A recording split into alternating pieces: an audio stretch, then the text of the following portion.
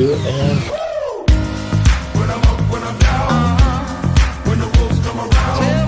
So Jerry and I took a quick trip to Atlanta this past weekend. I got to Jerry's house and it was like 1:45 and our flight left at 2:30. We're boarded at 2:30. We're running late. We board at like 2:30? But it doesn't take off till...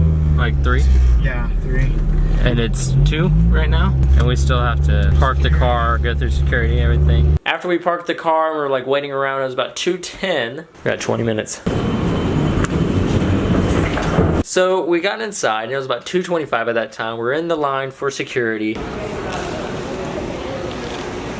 Again, it was like 2:30, and our flight boarded at 2:30. So we're like, how long is this gonna take? What's gonna happen? And we're looking, and we're like, how far is this to drive? Because we drove Jerry's car. So we're like, how far is this to drive? Could we make the event we bought tickets for and stuff?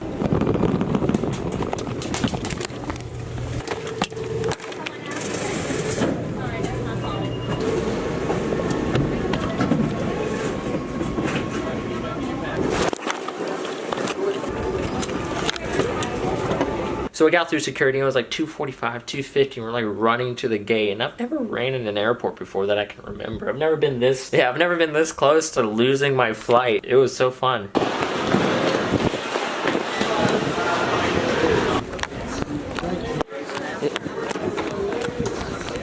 And so we got there.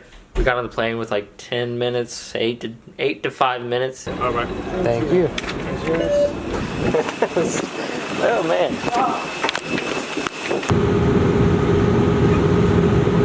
The flight was like 30 minutes, 40 minutes. I mean, if you ever flown to Atlanta, you know. Yeah, so we get off and it's like 4:30-ish. Okay, the main thing is our event in Atlanta started at 6. We had to be there at 6:30. So it's 4:30. We're like, okay, we're gonna run by our hotel and just drop off our bags. We didn't have much, but it was just kind of, it was inconvenient to be carrying around those kind of bags. We get in the Uber, and it's like 5 o'clock at this point. We got in the Uber around 4:45, and Jerry has obviously already put in the address. And I asked Jerry, I was like, where's our hotel? And he goes, oh, it's close to the airport. And we drive like 20 minutes. We go all the way into downtown Atlanta, and we showed up at this really cool Marriott. Hey, is this our hotel? I completely did this on purpose.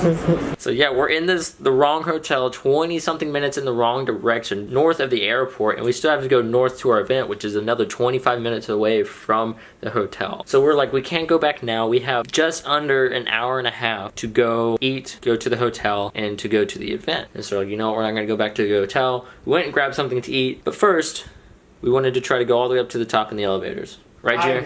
I wanted to. Listen. That's crazy. I don't like heights, and we still. So claustrophobic. I don't like heights. Oh, frick. Let's go back down to what? No. I'm gripping this bar so tight. I freaking hate this right now. You sure? We have to go to the top. No, I ain't going to the top, How do dude. we even? Oh my gosh. I think we had 2 different experiences going on. I had a heart attack. Jerry had adrenaline. So, like, it was 2 different emotions going on. So after the hotel, we went down to this like pub, ate something, and then we went to our location.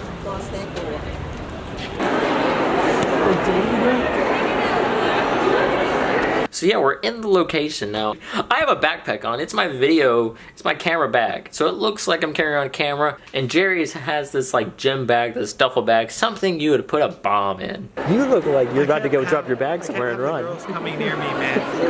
Anybody gets too close, Marina pulls the trigger. She has a remote detonator on her phone. But yeah, I was just like, Jerry, you look like you have a bomb. Scar! It's game on! I'm gonna die. Okay. So, yes, we're there to see David Dobrik in the Views podcast, and it was freaking awesome. But for every 100 girls, there was about 2 guys. I had my camera with me. Someone was asked if he was on the production team. Wait a second. Why anybody tell me I have something in my teeth right now? Caleb!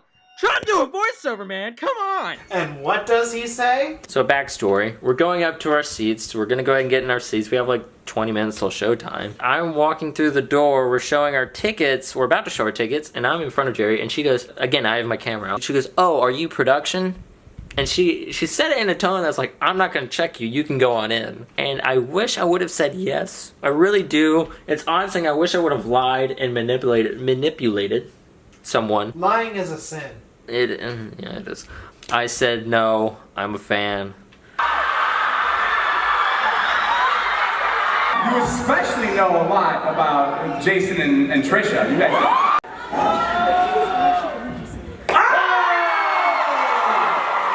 You have, yeah, you. No, I haven't. Oh, I've seen yours when I edited that video. Yeah, you.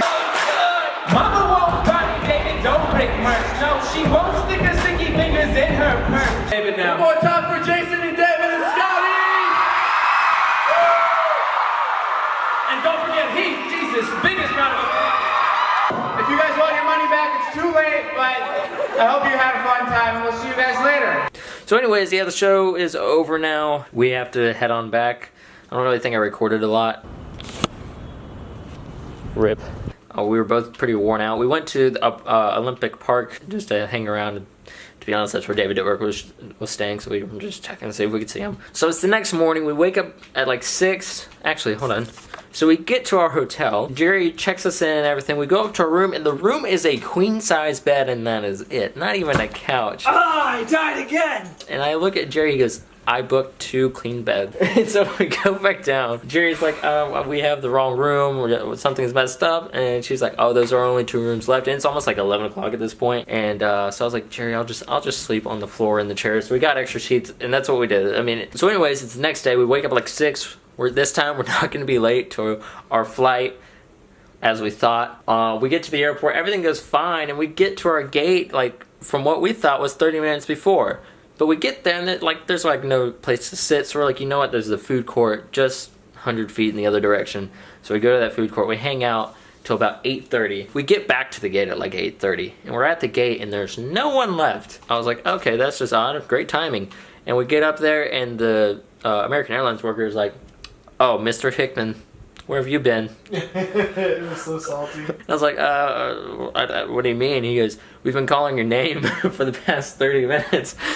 So for Jere and I's tickets, we were on standby. Jerry's dad works for American Airlines, so it was all cool. We got 2 flights. We're on standby. We didn't technically have a seat until everybody was on and the flight was boarded kind of deal, or everybody was checked in. They were calling us to give us our seats. It happens to Jerry as well. He goes, Mr. Coakley. And so then we get back on the flight. We get home.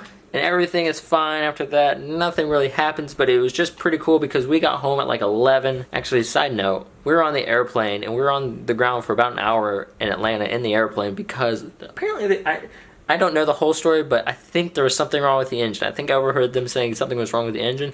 And oddly enough, I was completely fine when we're in the air, not even thinking about, man, we just had a problem with this engine. The rest of the day, the rest of the story of this past weekend was what's happened. We got home at like 11 and we went on about our lives. So,